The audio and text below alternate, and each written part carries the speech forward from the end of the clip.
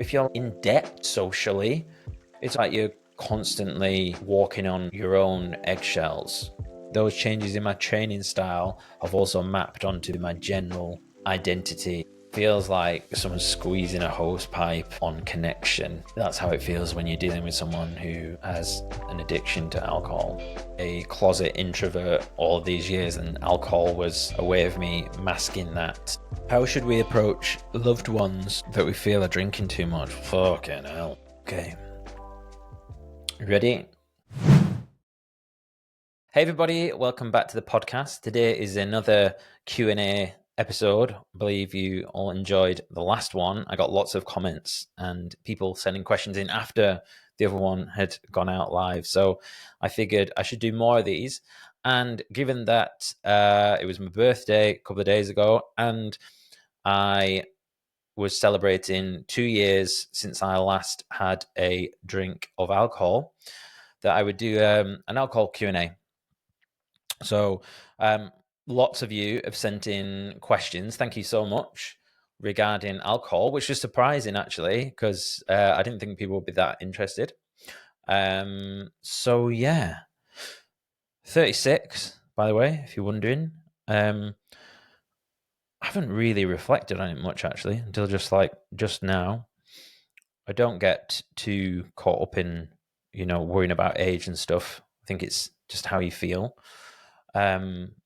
But what is weird is that what did I say to my sister the other day? The time is equidistant from now to 18 than it was from 18 to when I was born. So that's weird. I had like 2 lives of 18. And then 36 is a weird one because just 2 years ago, which is when I last drank, just 2 years ago, I would be classed as early 30s, very far. And then 2 years, you're late 30s. That seems one of those weird, like, glitches in the matrix that kind of is conceptually correct, but just feels weird. So, yeah, but all good. I should jump into these questions, shouldn't I? Because I've got lots. So, thank you so much. Let's get into it. Lucy P. If you had to describe your sober self in 3 words, what would they be? Oh, this is good. So, okay, so it'd have to be, I guess, like not what I was when I was drinking, potentially. But I suppose not, it doesn't have to be that. Right. Okay. I think.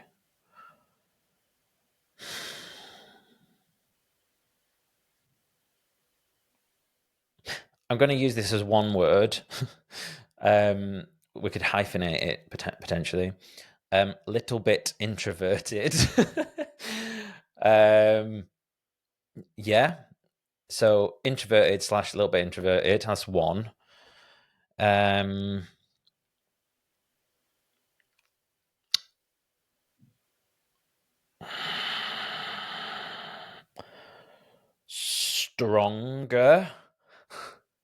Stronger.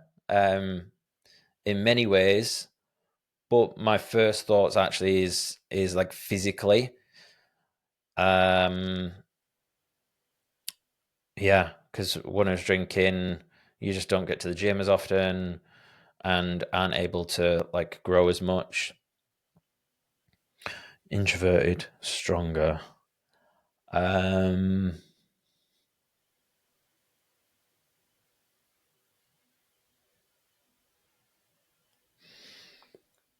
Calm. That's a funny word, isn't it? Calm. Yeah. Introverted, strong, calm. There we go. Good question. Thank you. Dan J. I'm just going to blank these out as I'm going along so I can keep up with what I've done. Dan J says, what do you think about the sober community as a whole?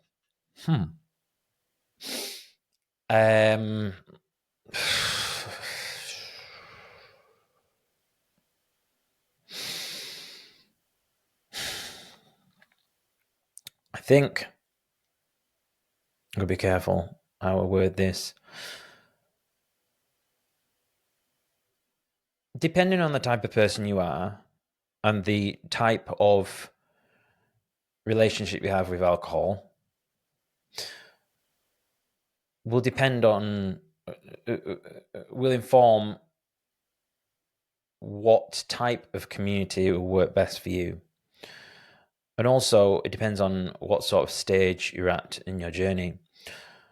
When early days, when I first started going sober, which is now probably like over 5 years ago when I first started this kind of cutting alcohol thing out, I lent really hard into the sober community.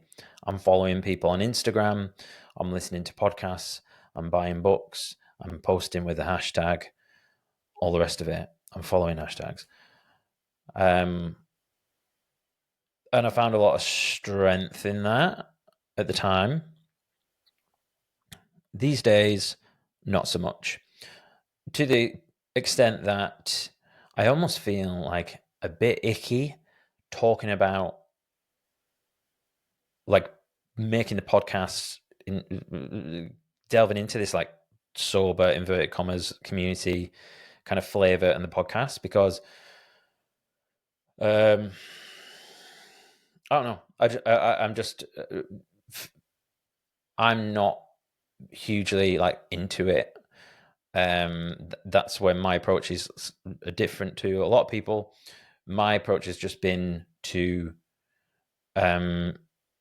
kind of leave that behind a little bit and just focusing on enjoying my life and doing other things, rather than going all in on being alcohol free and stuff. But at the same time, here I am creating content around it. So what a hypocrite. But I think, what do I think about them as a whole?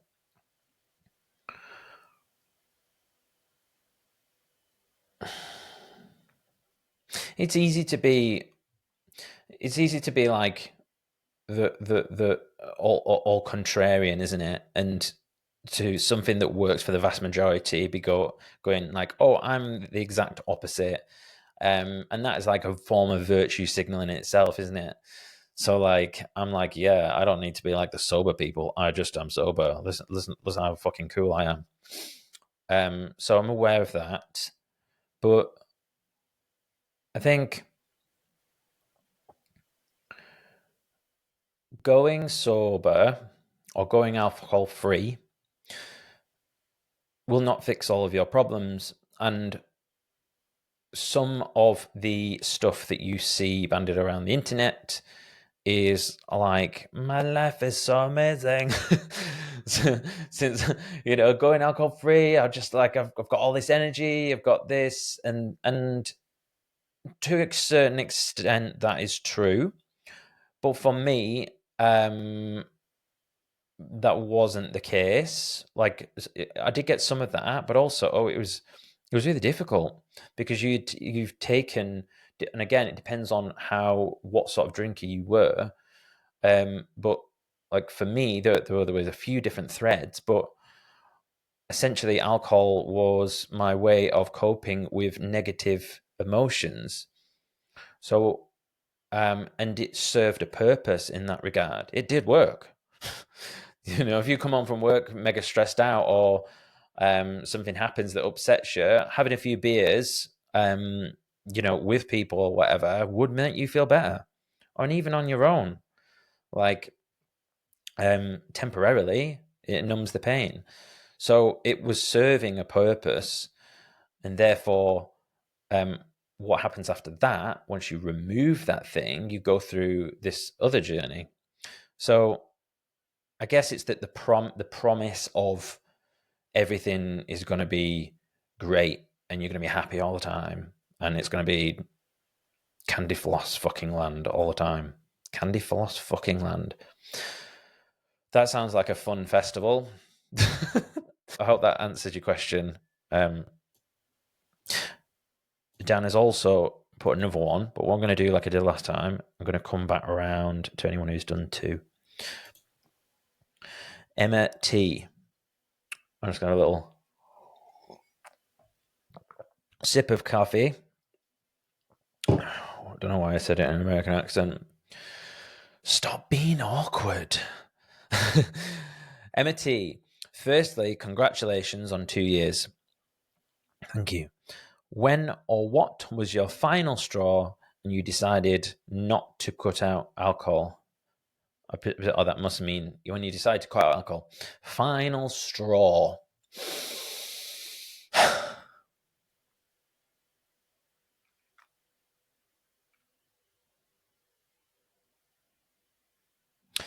I think there was a few,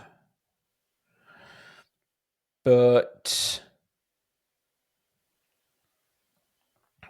the last time I drank was my birthday weekend 2 years ago, and that was only for it was literally like 4 days, and then before that I must have been not drinking for I don't know, 6 months or something like that. It was my birthday, and I just wanted to give it a try, let my hair down, felt like I deserved it, and it was just a disaster all the way through. And maybe who I was with, like the first night I started drinking, may have triggered me somewhat. I won't delve into too much on that. But as the weekend gone on, and I just realized that I really didn't act in accordance with my values and the man I'm supposed to be or want to be or am. And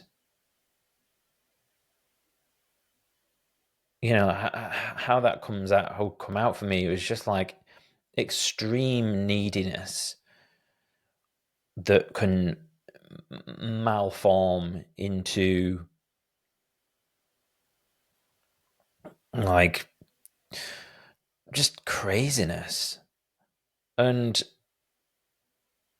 it might have been the way that my family would kind of talk to me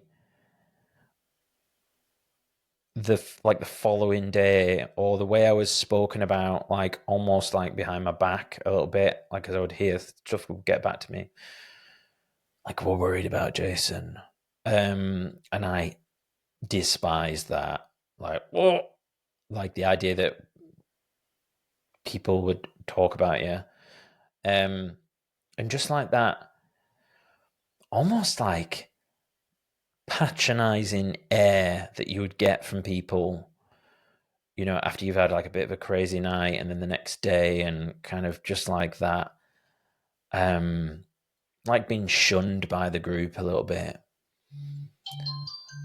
And yeah, it was just gross. And I think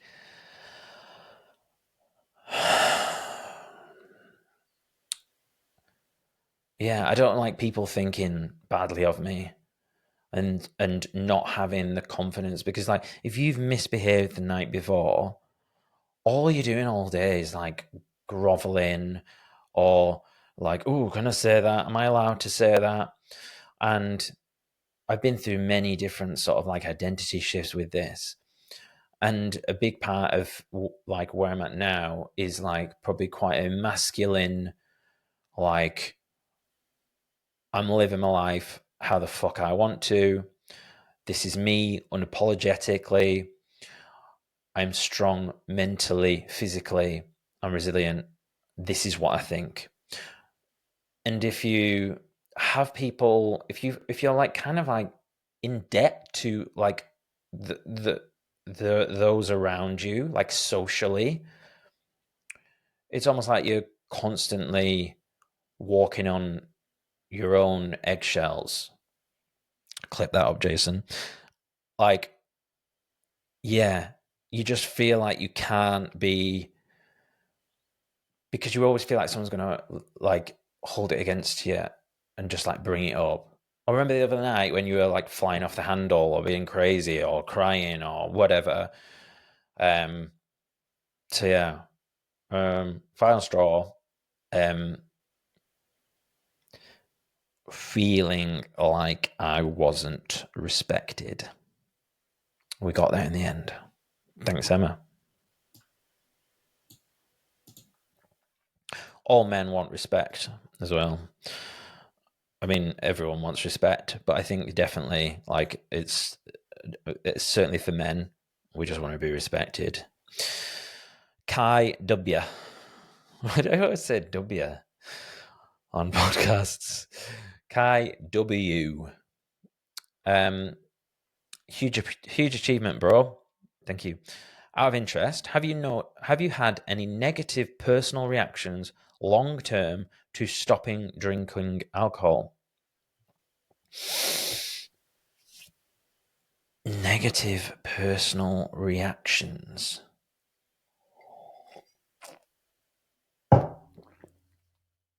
Um,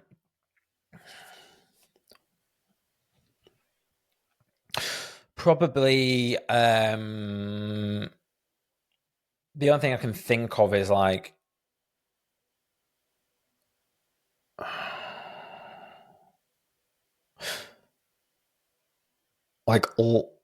loss of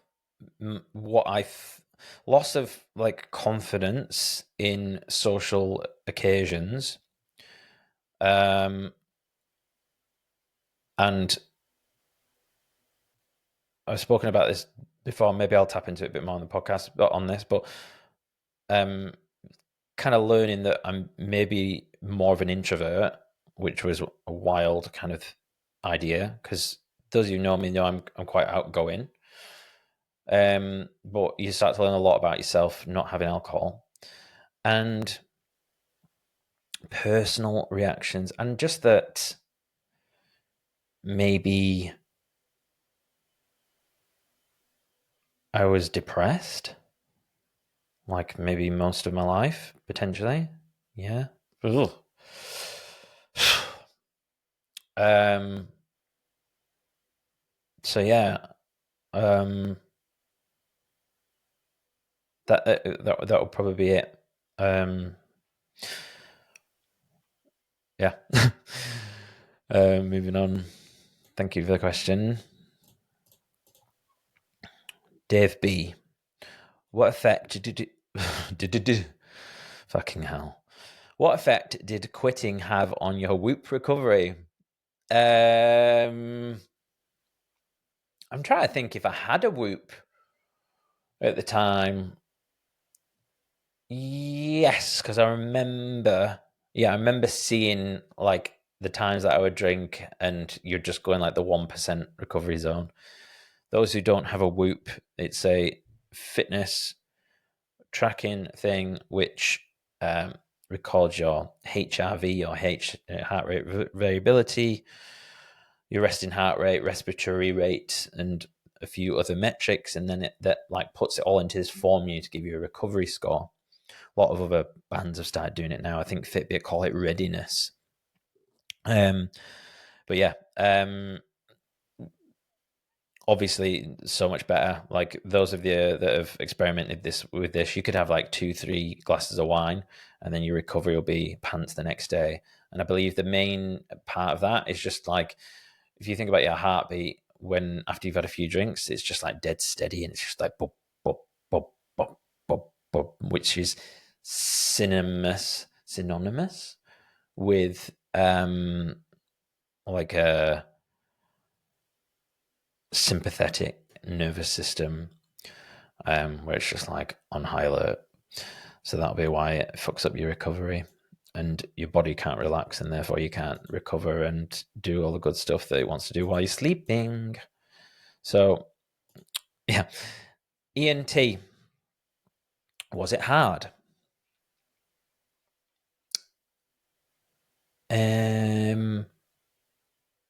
There have been difficult moments along the way. I would say that in the last 2 years, so that if we just take this 2 years, like my current alcohol-free streak, is it hard? No.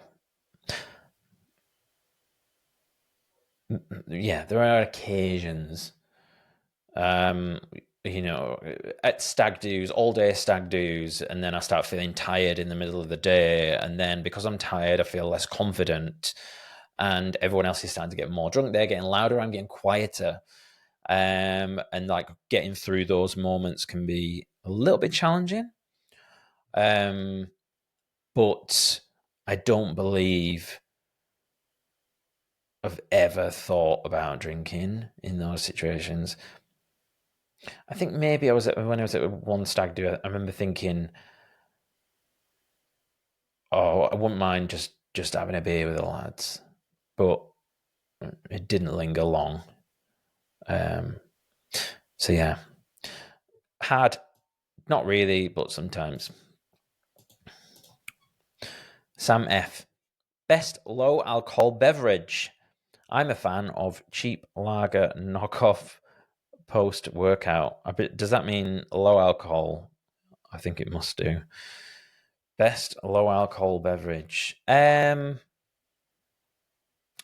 Guinness one is great. I think the Guinness one is the best because like nothing tastes like Guinness, and like Guinness just tastes like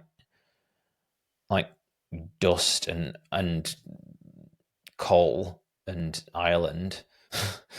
And so you kind of get that with the zero. It's just such a strange flavor to explain. And yeah, and then you can get like the pint cans and stuff, so you can actually get it in a pint, which is cool. Unfortunately for me, like I'm not great with gluten, which is something I've learned about myself. Wheat or gluten, which I do believe may have had an effect when I was drinking, because essentially I was just poisoning myself constantly.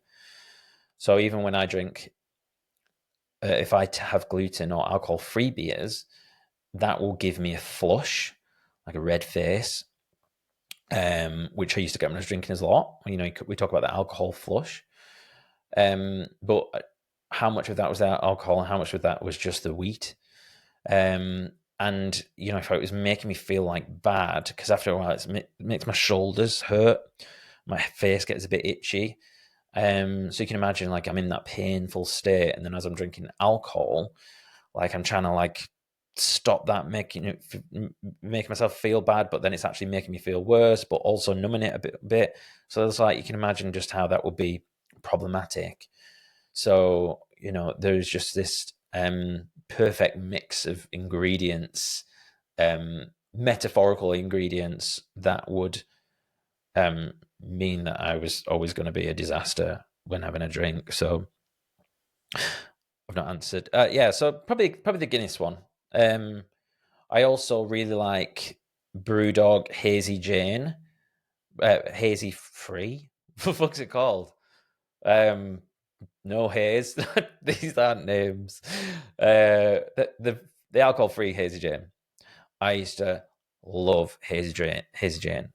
Some of you may remember I was a huge fan of BrewDog. When I had my bar, I put 4 BrewDog taps on, and this was like before it was cool, man. Before like it would really taken off, and it was very expensive. But yeah, I used to love it. But I also blame them for my part of my difficult relationship with alcohol, because as you start to enjoy those like snazzy beers, IPAs are like 6, 7, 8, 9%. I would be able to drink like a 12% beer and be like, oh yes, I can taste the subtle notes of chocolate and cherry in that one. Meanwhile, I'm getting absolutely wankered. And then when you go to the idea of drinking like a 4% lager, which is like, this is just piss water. So yeah, I do believe like there's a problem with going down that route and getting all fancy about your beers. So be careful of that one. Yeah. Thank you for the question. Tom K. What's the most unexpected perk of being sober that no one talks about? That no one talks. I feel like they always fucking talk about it. That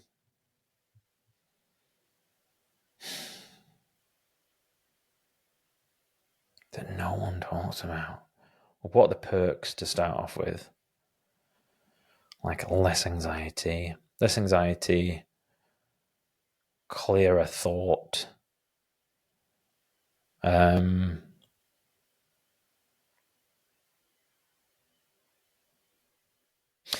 Being able to drive everywhere. I think that's pretty cool. Like there's something really like agentic about just thinking, if I have a car that works, I can drive anywhere, anytime, any occasion. So it just means that, like, yeah, you can do whatever you want. And going to an event doesn't mean that you necessarily have to stay over. It's going to get expensive. Yeah, I like being able to drive everywhere. Although I do walk most places, to be fair, but like long distance. Jack A.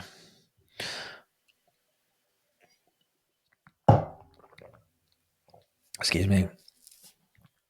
In circumstances where others are drinking in your presence, does it put you in a tough position where you feel you're missing out, or does it not bother you? Interesting, because this person, we're going on a stag do next week. In where are we going? I keep saying Prague. Is it Prague? Czechoslovakia one. I think it's Prague. Yeah. Does it not bother you? Okay. So firstly, no, it doesn't bother me. I might feel like, depending on the type of people that are there, I might feel a little bit socially awkward at the beginning after like literally like 2 or 3 drinks. But then usually like other people start to drink, and then whether that's the effect of them feeling more confident and being more relaxed, or whether that's just me just being a bit more comfortable in my surroundings, then I'm fine. And then there's this like nice bit in the middle where I feel no different to anyone else. Like I'm a bit mental, so I'll come out with all sorts of stuff. I can be really silly. People will think that I'm drinking because like I will act like a drinker, probably, like not in like a totally crazy way, but I'll just come out with stuff. I'll try and be funny. Like, do you know what I mean? I don't have any problems with that side of it. And then as the night will wear on, when I'm unable to communicate with people, or sorry, they can't communicate with me properly, then it starts to piss me off.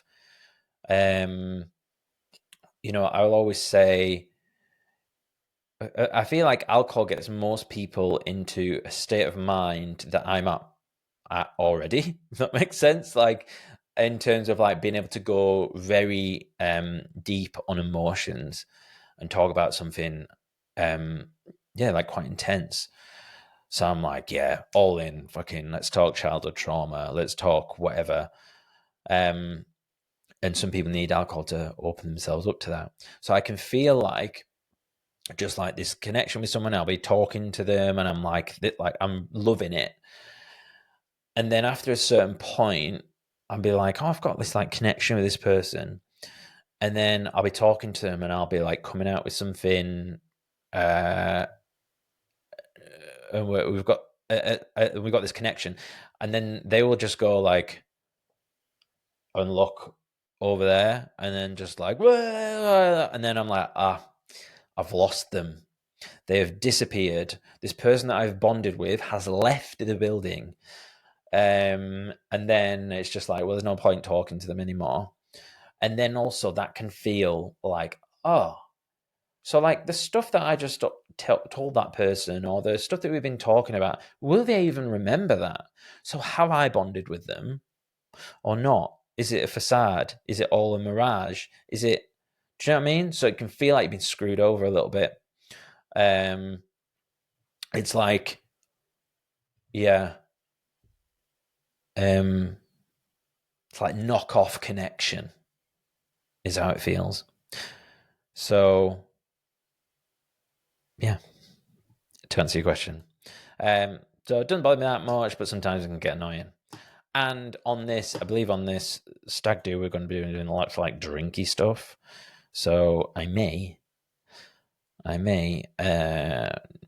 just have a wander around the city on certain things, or I may not.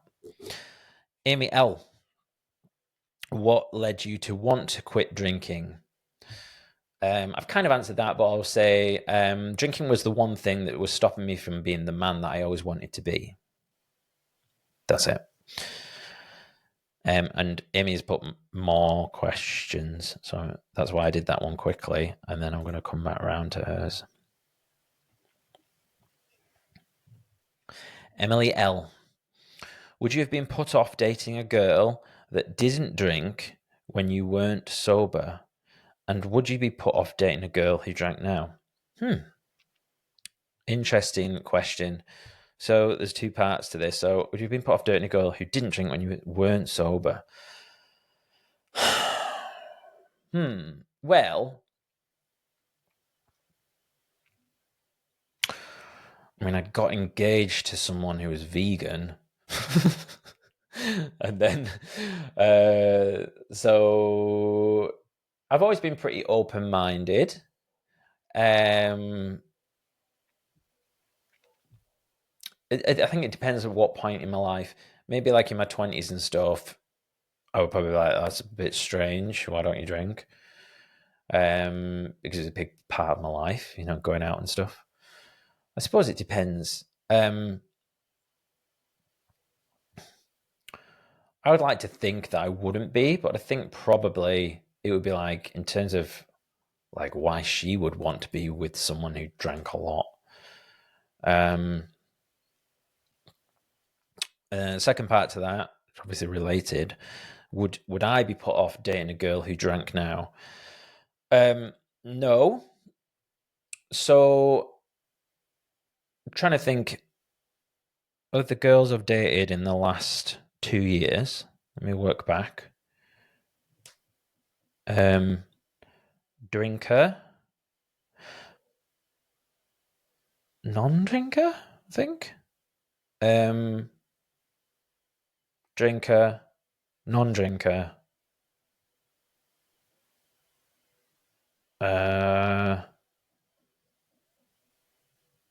Drinker, non-drinker. I think that's interesting. I think like 3 of each. So it doesn't put me off. It just depends. It just depends on like the overall values. Like I would be like, if you like maybe I was making dinner or something, I'd be like, right, do you want me to get you some wine, or what do you want to drink? And quite often girls that I date would usually just be like, oh no, it's fine. And then some would be like, yeah, I'll have some wine, or and I think it's like I said before, they might need 1 to 2 drinks to get to like a confident level of where they can open up a bit. And maybe like early doors in a relationship, might be a little bit nervous. So I can respect that, although it's not really the best idea. It's not a cure-all for confidence, unfortunately. You're doing a deal with the devil there. But yeah, it just depends what they're like.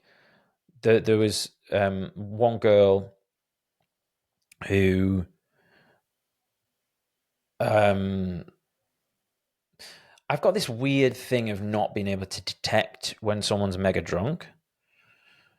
I don't. It's quite strange, and it maybe has something to do with my childhood. But like, I don't know. I just don't pick up on it unless they do something really crazy or they're really slurring. Um, and like, there was one girl that was dating. I didn't realize that she was getting really drunk when we got together, and it would all of a sudden I would realize it, and I was like, oh. Or I would notice how they were the following day, or times when they didn't drink and they were just totally different. So it was like I actually saw sometimes like the best version of what seemed like the best version of themselves because they were a bit more confident and relaxed and stuff when they had a drink. But then they were like just really different when we were sober. So yeah, there's a lot of issues there. I'm just like, and I don't even like verbalizing it because you wouldn't ever want to suggest that someone is better when they're drunk because that's problematic. But yeah, I guess that person was just anxious, and then having a drink made them less anxious, and therefore they were more relaxed. So because I spotted this, I was like, oh, maybe a bit of a red flag and quite triggering because I've been around people like that all my life, including, I don't know about me, but to a certain extent. So that was when I was like, okay, this ain't gonna work. Um, yeah. But then equally, I've dated some of girls. It's not been a problem, and yeah. So I suppose in an ideal world, it's like it's nice if they don't because you have a bit more in common. But also, I'm a realist, so whatever. Um, just depends, like what they're like. Otherwise, thank you for the question. Emily's asked loads. Thank you. So I'll come back to these. Okay, this is similar. Rachel L. Are girls put off dating you when they learn you are a non-drinker? That's assuming you're single, of course. I found this was an issue in my sober dating days. Are girls put off dating you when they learn you're a non-drinker?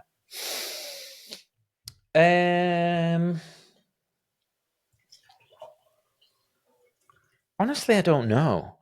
Like, early days, I felt like it was. Like, when I say early days, like the first time I stopped drinking, like 4 or 5 years ago, whatever. And I would be like, oh, people don't like me because like it's this red flag. I don't feel like that now. But it's interesting, isn't it? How so much of this is your internal experience and how you are, how you frame things. Because I suppose they probably are put off by it, but I don't really think about it that much. But I suppose I see it as a strength. So because I view it as a strength now, I don't even like consider that they would be put off by it so much. Like, if you're put off by it, then fuck you. um, yeah, like more fool you because I'm good fun. But I don't know, like because I um, still go out and have fun. Like not as much as I used to when I drank. Um, I'll go to like warehouse project and stuff. Um, I should mention as well, like we use these sober and alcohol-free terms interchangeably. I'm alcohol-free, so I wouldn't say I was sober. That's all I'm going to say. Not that I would recommend, but like I've talked about psychedelics and stuff before. So that's been an interesting development for me. But yeah, alcohol is the devil. So went off track there. So so are they put off? Are they put off when they learn? I don't think so. And I've experimented over time when like sometimes like I used to put on my dating profile like that I didn't drink. Then sometimes I just wouldn't put anything. Um, yeah, I don't know, but you tell me. Let me know. Let me know in the comments. Send me a DM. Are you put off? If you would you put off if you were interested? I'm not meaning that as like come and DM me like that, but just in general, I'm just interested to hear. Would you be put off by someone who's alcohol free? All right, I kind of answered that. Tracy B says, if you could only offer someone who wanted to give up drinking one piece of advice or habit, what would it be? Okay. Ready? Find a community in which you not being a drinker is seen as a strength or is irrelevant to that group's values. And where I can map this over to is the gym. So for me, you know, the usual kind of groups like AA and stuff like that didn't align with me. But the gym did because it was not only going to help you perform better at high rocks and things like that if you're not a drinker, but also like no one really cared. It just wasn't a thing. Whereas I look at the former group that I would be associated with, which would be more like the musicians crowd, it was obscure. It was it was unorthodox within that type of group. So every time I went to a gig or anything like that, it would be like, "Oh wow, you don't drink? That's so amazing!" You know, even if people were nice. But I don't want to feel like an outcast, even if people are being kind. We want to be part of a group that fits in to like a collective kind of value of our set of values. So yeah, so that's the one thing. Find a group or community in which you not drinking is a strength and or irrelevant to that community's values. Said it again. And Tracy's sent another one, so I'll come back to that soon. Adam W. Congratulations. Thank you.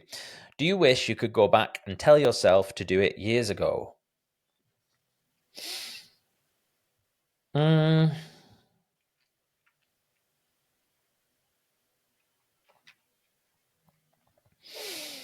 Yes and no.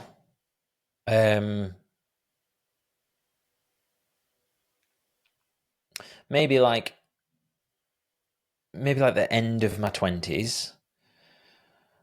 I mean, I did some stupid stuff right throughout my 20s and teens, but that's kind of what they're for, isn't it?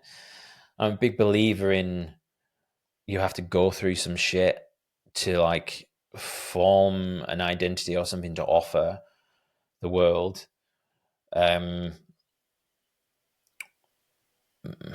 But equally, you know, if there was an 18-year-old that's going out getting fucked up all the time, I don't think that's a good idea.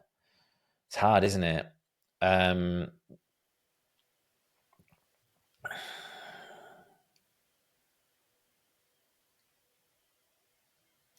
And you know, I had so many adventures drinking, and it's sad to say but you know, drinking is fun most of the time, or was fun.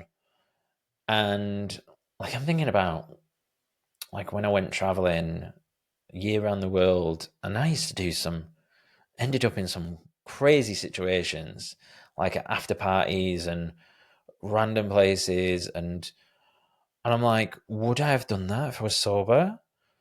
Like, really? Maybe not. So yeah, can't give you like a straight answer really for that one. I think, yeah.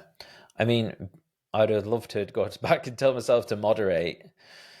Maybe if I caught that earlier.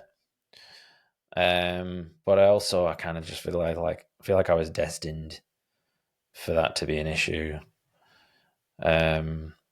Somehow. So yeah, yes and no. Sorry, that's a little bit waffy. Ben R. On a scale of 1 to 100, how mad were you at how much that 0% was at Langdale? um, well, actually, I'll pull you up on this because it wasn't the price of the beer. I think I was moaning in general at how expensive the place was, um, and of the quality. Like, I don't mind paying a high price if the quality is backed up, but it felt like a bit of a tourist tax in that regard because we were in a beautiful part of the Lake District. And I think in general, like, yeah, alcohol-free beer is expensive. It's just as expensive as drinking, but you don't get drunk. So that kind of pisses me off a little bit. Like, I wish there was like no VAT on it or something like that. That would be cool. But I think it was how it was served. I think I was just like, oh, I paid a fiver for that, and I can't remember something. They just made a hash of it. And as someone who used to run a bar, like, I'm meticulous. I'm like, I like drinks to be served how they're meant to be served in the best way. That's why you go have them in a bar rather than having them at home. So, and especially when you're not a drinker, all that other stuff, because you're not getting the alcohol, all the other stuff, the theatre of it, the texture, the smells, all that sort of stuff is important, and how it's delivered to you. So, yeah. On a scale of 1 to 100, 75. Rachel M says, do you worry you'll go backwards if you drink now?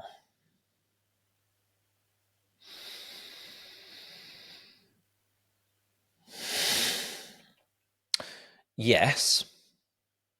How far back?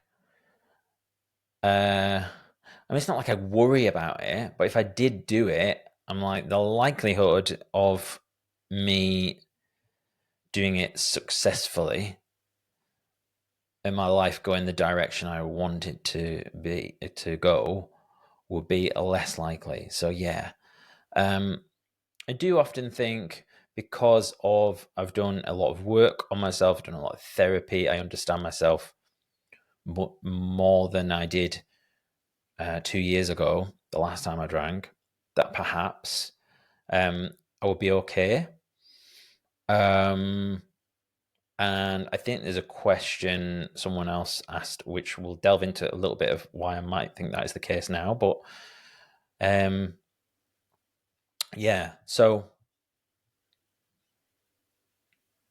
yeah, I think anyone who doesn't drink would probably say that would be true for them. Because otherwise, why wouldn't you just drink? Yeah, thank you for the question. Julia J. What are different support groups you find helpful? I've touched on this before, probably already, but support groups. I think the closest thing to support groups that I would say helped me would be listening to podcasts listen to podcasts with people who don't drink. Probably was like an early like influence. Some books. I'm trying to think which was one. Oh, what's the author called? I think it's called The Unexpected Joys of Being Sober. Is it Callie? Let me just find before I butcher this. The Unexpected Catherine Gray. Yeah, it was a good book. Interesting. I did find that most of the books and stuff out there seemed like a female. I can't remember many men's. I mean, Russell Brand did one.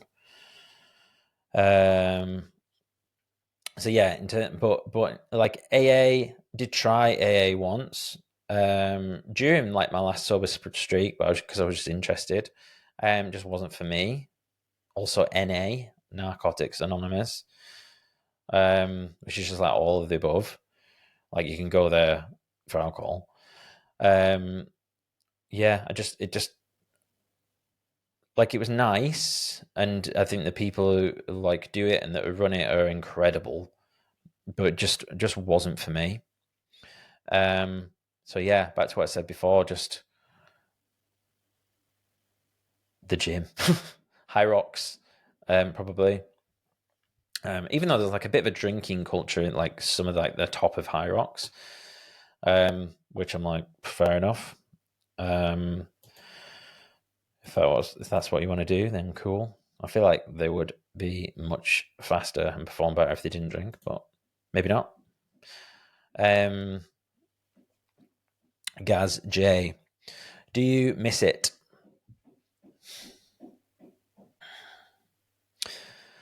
Not really. I think I miss some of the adventures that used to go on and like the camaraderie that was associated with it. Miss that a little bit, I suppose, but not really. It's only when I think about it, if that makes sense. But I don't find myself going, "Oh, I miss drinking. I miss going out." Because if I want to go out, I can just go out. And also the fact that I don't go out as much has more to do with the fact that I train more. A lot of my friends don't go out anymore, rather than it be like a drinky thing, if that makes sense. Yeah. Thanks for the question. Liam W. How different do you feel you are perceived by people who still drink? How different do you feel?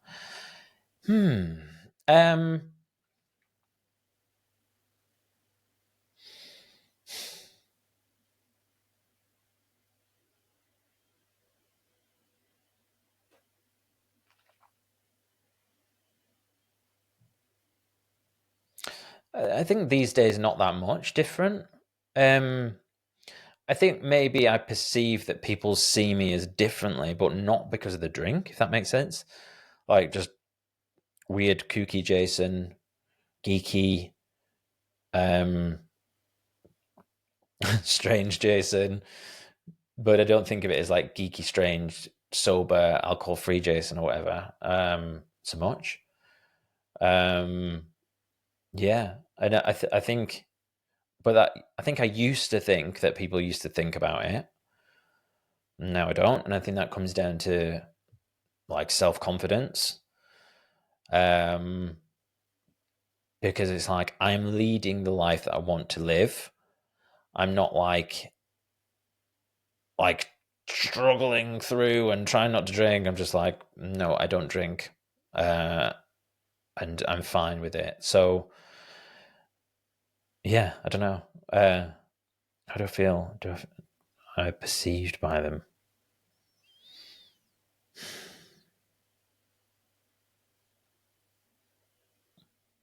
I think sometimes, okay, I think sometimes maybe people might think,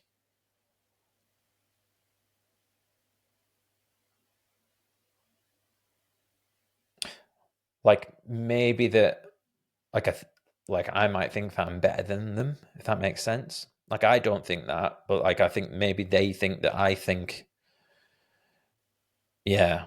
Like when you're around drinkers and they talk about why do you just not drink and stuff, and then when you start explaining it, that can feel like a bit of an affront to like their values. So there's a bit of that. But honestly, I'm not really that bothered. I'm just like, I don't know, like especially as well when we like go out and stuff. I don't really want to talk about it. I'm just like, can we just talk about like something funny? Like, do you know what I mean? Like, I remember, you might think this is a bit of a dickish thing, but one thing that really winds me up is people talk about loads, or they'll be like, we'll be out on a stag do, and people are like 4 or 5 drinks in, so they're getting a little bit kind of, I don't know, starting to get a little bit loose and stuff, and they're like, "Oh yeah, what's it like? That Guinness Zeros? Can I have a bit?" And I've just been like, "No, like fuck off." I was like, "You're not fucking tasting my drink." I don't know. Maybe that's me being like a prude, but I'm just like, you've been like putting all this alcohol in your mouth for like 5 hours, and like I don't know, it's just gross. I'm just like, no, buy one yourself. Fuck off. Maybe like if it was like my dad or someone like close to me, but sometimes I get it. I don't know. It's just like, oh, it's supposed to be all right, that Guinness. I'm like, well, yeah, if you fucking have it, then go and buy yourself a Guinness Zero. If you're that excited by it, no, didn't think so. So carry on. Yeah, it's just weird. Like people just go on about it all the time, and it's like, oh yeah, it's supposed to be really nice. I'm like, yeah, buy it yourself, find out yourself. You crack on and drink your percentage lager. I don't ask you to try yours, so yeah, I realize that's a little bit of a dickhead thing, but I'm not perfect. I'm a bit of a dickhead at times, and that's okay. We're not perfect. Okay. Next, Joey L. Do you think you've lost the taste for alcohol yet? Okay, this is interesting because I think yes. I mean, obviously, I do drink alcohol-free beers, but the taste of alcohol is very different. Um, like you can just taste that effect that it's having. It's like literally like a little bit of poison that's been dripped onto your tongue and kind of affecting your nervous system and all the rest of it. So like, what is the taste of alcohol? Does alcohol taste of anything, or is it just what it does to your nervous system? Yeah, maybe. I don't think there's a taste to it. I think it's just a feeling. So, was it last Christmas before last? I was out, and someone was ordered a alcohol-free pina colada, and I just had like a regular drink, and they said, "Oh, you like order yourself one of these. They're really nice." All right, cool. I'm going to do that. So I ordered it, and they even said to me, they were like, "You do want the alcohol-free one? You don't want it?" I was like, "Yeah, just give me the alcohol-free one, please." And it came, and I sipped it, and I was like, and I didn't like how maybe I was just talking to someone. And I didn't clock it at first, and I was like, "That tastes a bit strange." And then I had a second sip, and I was like, "Oh, this has got alcohol in it." And I remember, like, I slammed my fist on the table. I was so pissed off, because someone you go like you work so hard to like not be a drinker, and then yeah, I mean, I say you work so hard. I don't really find it hard work, but yeah, I was so pissed off in that moment because, as well, like I remember I didn't like the taste of it. Like you're talking to the guy who used to drink rum straight. no problems. Very strong rum. I loved it. And there was rum, obviously, in this pina colada, and I felt like it impaired the flavor, which was very interesting to me because I used to love that taste so much. So I think maybe I have. Yeah, I remember I felt violated. I didn't like it. I was like, disgusting. Yeah. So maybe, um, potentially, but I guess we won't know.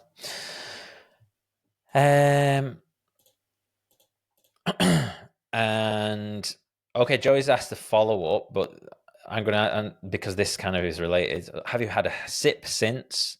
If yes, have you noticed how it affects your body? Has it changed? So I've kind of answered that already. That was the only sip. And how does it affect your body? Yeah, I did get this visceral response of I don't like it. So yeah. Did I have a tiramisu? I think I had a tiramisu as well at some point a few years ago, and I was like, "There's booze in this," and yeah, I was like, "So yeah, I forgot about that one." 2 years sober, bollocks, pisshead over here. Yeah, it was like I was like, "Oh, that like." Maybe because it's like coffee liqueur or whatever. I don't know. It did kind of taste nice, but I was like, "Oh, this is a bit weird." And I was like, should I eat this? Like, and I was like, fuck it. Like, I'll just eat it. Which is contradicting what I've just said a little bit ago, but I'm just being honest. And I was like, and I ate it. I remember like, I went a bit flushed, but I wasn't like, I was like, I feel like I can feel the effects of that. And I didn't like it. I was like, no, thanks. I don't want any more of that. Whereas like, and I felt like that was real progression because previously, obviously, someone who liked to drink, I'd be like, more. I mean, like, get me an Irish coffee. I want to carry on that taste. So yeah, so potentially conflicting answers there, but in general, yeah, I think I have lost the taste for it, or how it makes me feel. So I've reached everyone's. I had one question. What we doing? How are we on for time? I've got another podcast shortly, so I'll run through a few more. Dan J, what's one stereotype about sober people that you think is total nonsense?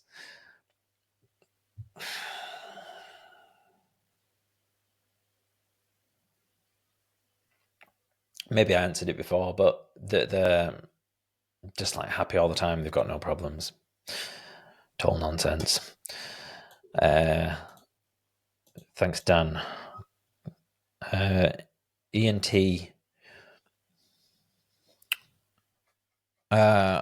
What do you attribute your success to? I presume that's success in being alcohol free.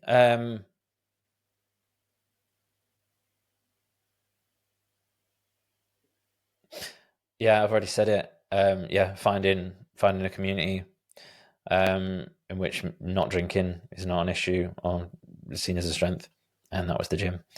I think honestly, then that's the biggest thing, and maybe starting the podcast, like finding some meaning in your life elsewhere that's not going out and getting pissed. Amy L's got got 3 questions actually. How many times did you think about or try quitting ahead of that? I think there was. So I remember I did the first time I quit, I did like 9 months, and then I started again for like a weekend, and then I think I did another 6 months, and then I started. I think I had a little period of like a few weeks throughout summer, like not every day, but I just kind of because actually I was in quite a good space of it. I wasn't like going too crazy, and then quick, I'm losing track of it now. But they were all like 6, 9, 3, and I think there was maybe 4 or 5 times in between in the last like, was it 4 years or 5 years? I think it's 4 years ago the first time I quit. Sorry, I keep saying 5. And there was so maybe like 4 times within that. But yeah, and think about or try quit. And it wasn't like trying to quit. Like trying to quit wasn't a thing. I could just quit, if that makes sense. But I would try being a drinker. So it's kind of like the inverse. So I would try being a drinker. Like it wasn't like, oh, I need a drink. It was like, oh, I've been sober for a while. I'm thinking about trying to bring it back in, just see how I'll respond. It's an experiment. I saw them as experiments, and ultimately failed experiments every time. But once I decided to quit, wasn't a problem. Like I've never ever decided to quit and then been like, oh, I just broke, I ended up going to the off license and getting some drinks. It's never been like that. It's always been very deliberate. I've spoken to friends and families about it. I'm thinking of drinking again. What do you think? And all of them, majority of the time, have been supportive. Like, yeah, let's give it a try, see how you get on, experiment. And yeah. So that's that. And then Amy's got another question, which I will come back around to shortly. Emily L. How has your identity changed since being sober? Great question. It's changed a lot, and it's shifted in many different ways. So, first time round was like sober, hippie, vegan, spirituality, Wim Hof, maybe like cold water, stuff like there's a bit of that in it. It was like a very feminine sort of vibe, and like that was like, I feel like that was my process of just like purging everything, like starting afresh and finding this blank slate of just kind of in a very almost like Buddhist way of like non-attachment, or I was very calm, didn't have any aggression. But then that was when I had issues with depression, because I was like, oh, now I've got this blank slate. What the fuck is life? So I had to like build it up from then. So then I like and yeah, so then I think then I started maybe doing the Wim Hof stuff. So I started bringing in some of that masculine energy, doing all the cold water and the breathing and stuff. And then maybe I had a period of drinking, and I came back around, and then that my identity was like the high rocks. Like my first season doing high rocks was like monk mode to the max, cold water every day, beard, top knot, like masculine, getting up at 5 a.m., 4:30 a.m., going out in the cold, running David Goggins-esque, just like hard things. Yeah, motherfucker. And I would post about it on my fucking Instagram all the time. I'm like, look at me running, like, like that proper cliche, meme-ified kind of person that you see a lot of people taking the piss out of on Instagram.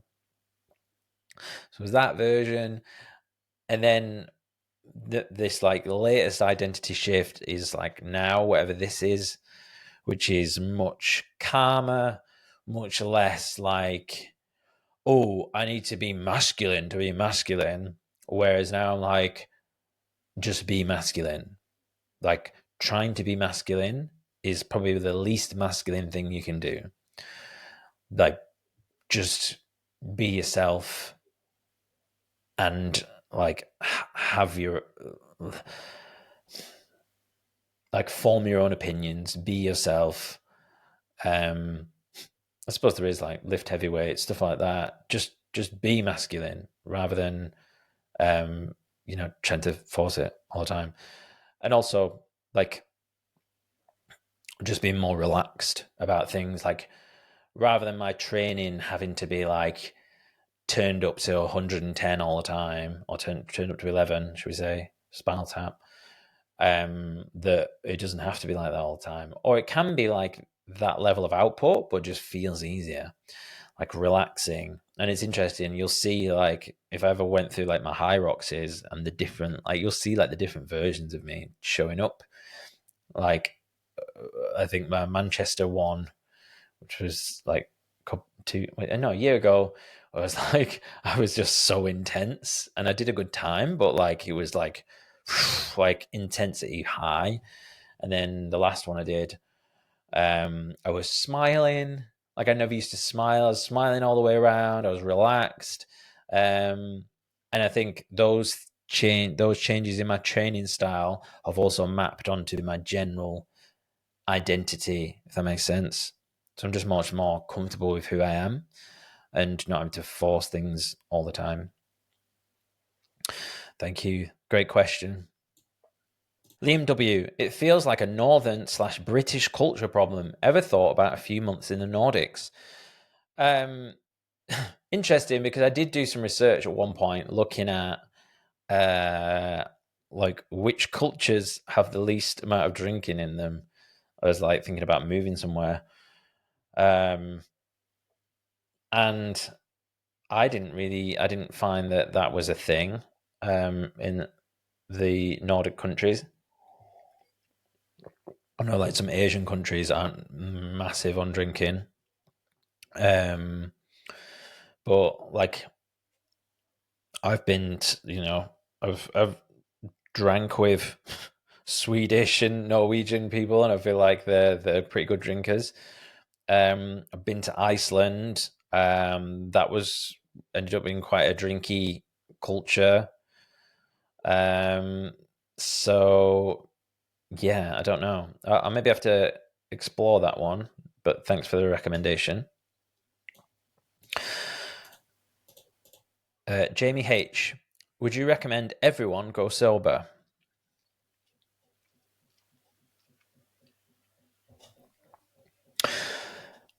No. Just depends. I think alcohol, you can have a lot of fun with alcohol, and just depends on the type of person you are. Like if you're able to go out in your late teens and 20s and have fun and not hurt anyone, not hurt anyone's feelings, not hurt yourself within reason. Like, because obviously you're going to get hangovers.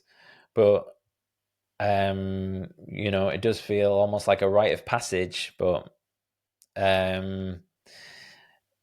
if everyone went, I mean, if the whole planet went sober, then maybe that would be. I heard something the other day actually, and they were talking about, because apparently less young people are now drinking, and they were saying how they think it's a problem because people aren't talking to people in bars and stuff like that. And they're sat at home, and it's an issue maybe for like this mating crisis that we're undergoing, and people aren't getting together, and people are having less sex and stuff like that. But I would argue that the reason that people aren't confident and lack social skills is because of the over reliance in culture on alcohol rather than not alcohol itself, if that makes sense. So if we like started from scratch and there was no such thing as alcohol, you wouldn't even notice it. But because it's already like ingrained in society and lots of people have used it as a crutch for so long, that's when by taking it away, people lose confidence, and that's where we end up with some of the issues we just talked about. So just depends. But if you're wanting to do cool shit in life, in terms of like if you wanted to build a business, if you wanted to do a podcast, if you wanted to like do something creative and something that requires discipline and stuff, then yes, stop drinking, because you're going to be so much more likely to achieve it. But if you're working in a job that you're fairly happy with and you're having a nice life, and you have a few drinks at the weekend with your missus or with your husband or with the boys or the girls, whatever, and you're not ruining your Sundays by being hungover and stuff, and you're being healthy the rest of the time, then I say crack on, do whatever you want to do. Yeah. Good question. Thank you. Okay, another few more I need to finish up. Emily L. How do you handle stress and difficult emotions now since being sober?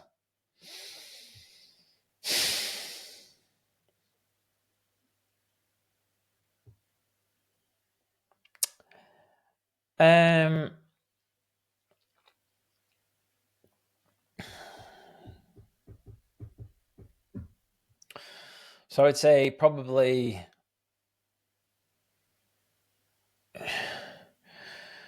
like the gym helps. The gym or the sauna, stressful day, seeing people, which is synonymous for me with the gym as well. Anyways, most of the time I only see people in the gym, so I work from home a lot. So yeah, just getting out of the house, doing something like that.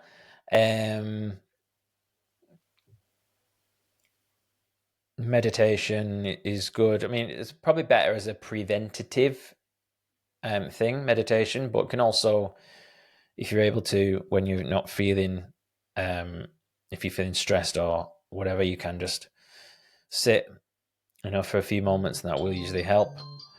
What else?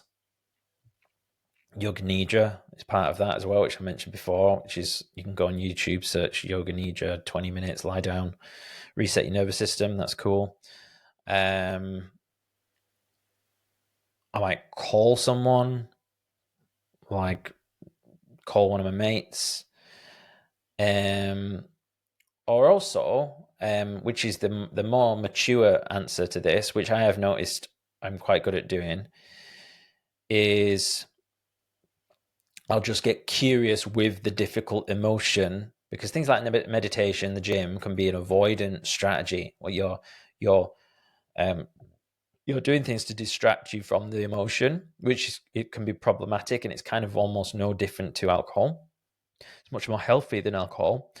But like next level, like black belt level of handling difficult emotions is noticing the emotion and not avoiding it and not being afraid of it, which is harder than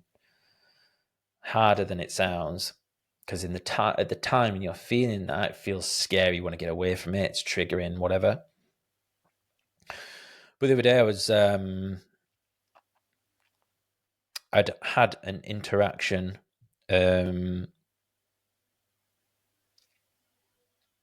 with like a girl that I was chatting to, and then afterwards put my phone away, and then I'm lying on my sofa, got my blanket on, I'm chilling, I'm watching a film, and I'm like, why aren't I like relaxed? Why don't I feel, normally if I'm doing this on a night time, it's just like my chill time, I can like restore. What is that? And then I was like, normally what most people will do, including myself, is just kind of ignore it, put it to the back of your mind, keep watching the film, and eventually it'll go away because you'll get distracted by the film. But I was like, I'm just going to pause this, and then I'm just going to sit or lie. I'm just going to close my eyes and just get curious with what it feels like. What is that feeling? Where do I feel it? what does it make me think of? Where did I first feel it? And the more curious you get with it, the more you can kind of just watch it. And it's interesting because talking about it now, I'm getting it. I'm getting this feeling in my stomach. And it might take you back to like the first time that you were aware that someone cheated on you, or the first time that you, I don't know, reacted in a certain way to someone snubbing you, or a parent not listening to you, or whatever it could be. But going back there and then sort of noticing it, and then kind of just almost like talking to your former self and just saying it's okay. Um, but like, yeah, just allowing it to be there, notice it. I see you. I thank you. Like you're trying to protect me. You're triggering this thing out of a protective mechanism so that we don't get hurt again. And I thank you for that. Like thank yourself, thank your nervous system, thank your former self. But we don't need that now. Like it's fine. I'm secure. This is not a threat. You're perceiving it as a threat, but it's actually not. So yeah, get curious to the emotion, notice it. Where do you feel it? And if you notice it and like put your attention on it, I feel it in the center of my stomach now, and then just sit on it. And it might get worse, and it might feel like it might get a bit tighter, but just kind of just watch it, watch what it does, and you'll be surprised as after a while it will just sort of it will start to lessen. But you can learn a lot about yourself from being able to get up and close with your emotions and spot that stuff. So yeah, that's how I handle them on a good day. Right, what have we got? Okay, I feel like this is an important one. Amy L. Did you consider yourself a big drinker before quitting? And has your opinion on drinking changed since quitting? For context, both of my parents died of alcoholism in the last 3 years. Jesus Christ. So I'm just curious of other people's experience. I'm so sorry for your loss. That's horrendous. That must be very difficult for you. So let me break this down. Did you consider yourself a big drinker before quitting? Yeah, big drinker. Yeah, I would say on average over like my lifespan would be like maybe Thursday, Friday, like Friday, Saturday, Sunday, Monday, and then 3 days off. So like 4 on, 3 off, like shift work. And that would be like maybe like Friday, just a couple after work, just to loosen up. Saturday, crazy. Sunday, for you to take the edge off. Monday, I probably had too many on the Sunday to take the edge off. Therefore, I'm going to need another couple. So I would like tapering down, like withdrawal. So yeah. And for context, both parents died of alcoholism. Has your opinion changed on drink? Has your opinion on drinking changed since quitting? I say my opinion changed. I mean, obviously, I think it's pretty bad. So I guess that's a change in opinions from when I used to be a full-time drinker, proper drinker. But I guess not really. Both parents died of alcoholism. That's hellish. I'm so sorry for you. Yeah. Yeah, that's a real worry. Like if anyone's, got someone in the family that has a difficult relationship with alcohol, and obviously we spoke about some of this other stuff before. So, I'm trying to think like, is there something I can offer in here in terms of help, like advice but I'm not sure I can offer you anything other than my sympathy. And yeah, I'm so sorry you've gone through that, and I send you all the love and support, and I hope that that you haven't been cursed with that as well. Not that I'm suggesting you are, but just obviously sometimes it runs in the family, doesn't it? Okay.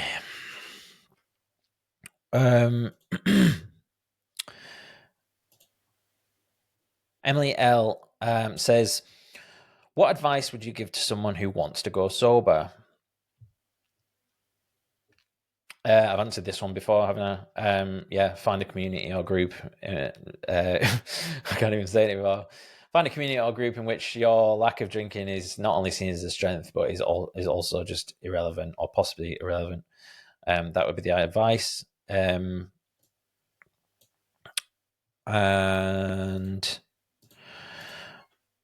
what's something she also said, sorry, Emily also asked, what's something that you learnt about yourself that has surprised you, that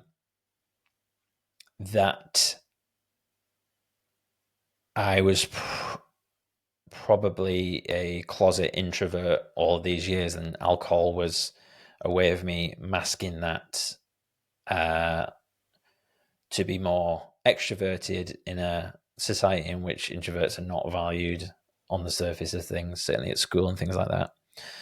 And that's probably the thing that surprised me most about this journey. Tracy B. How should we approach loved ones that we feel are drinking too much? Fucking hell.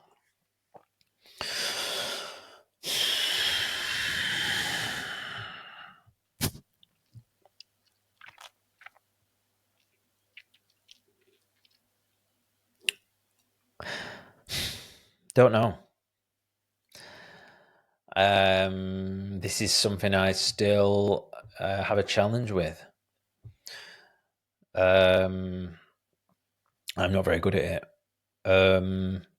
I think part of me wants to say, just lead by example, rather than going on at people. But that also could be wrong.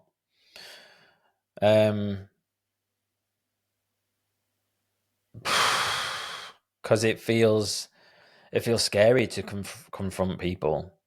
Like, it depends on the type of person. Like, if you'd have confronted me, which sort of happened, I think, I would probably be maybe a little bit defensive at first, but I would probably be like, whoa, and I would think on it, and I'd be like, fucking hell, like we said before, like that idea of not having the respect for people would be not nice.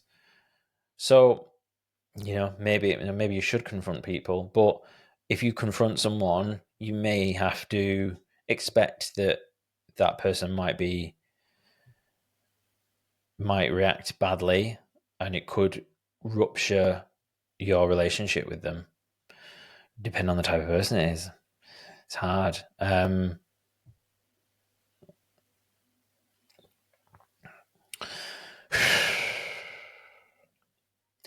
I have approached people in my life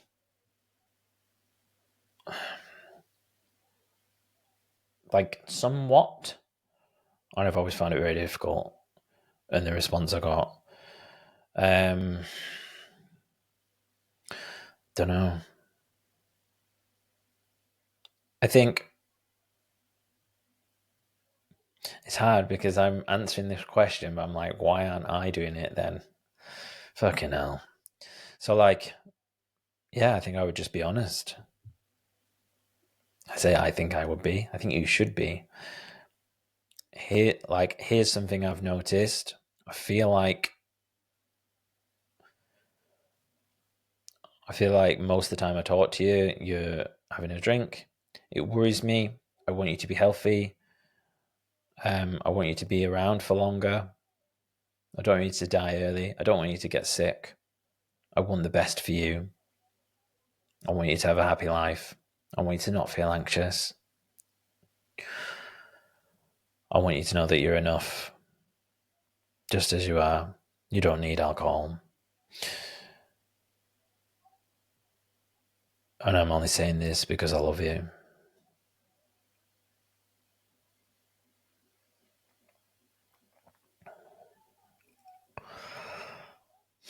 Alcohol just ruins so much. Like, it feels like there is like so little sincerity in interactions when people have alcohol involved, and it's just a massive mindfuck for people who want connection. And we all want connection. We're social animals.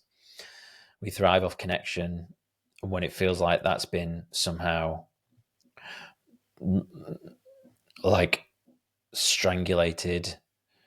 Strangulated? Is that even a word? Listen to me try to be all clever. Like, it feels like someone's squeezing a hose pipe on connection. That's how it feels when you're dealing with someone who has an addiction to alcohol and you're wanting to connect with them. So I guess be honest, but prepare for it to be difficult. Look back at, think about like maybe go ahead 30 years and think about what would happen if you didn't say the things that you're going to do. It might be good, it might be bad, but try and play it out in your head and do what you think is right. Be unapologetically authentic. Thanks, Tracy.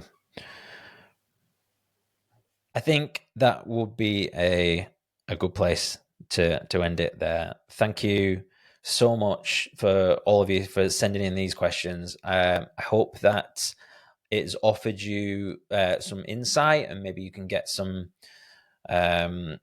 you find it useful that you could incorporate into your own life or anyone that your loved ones.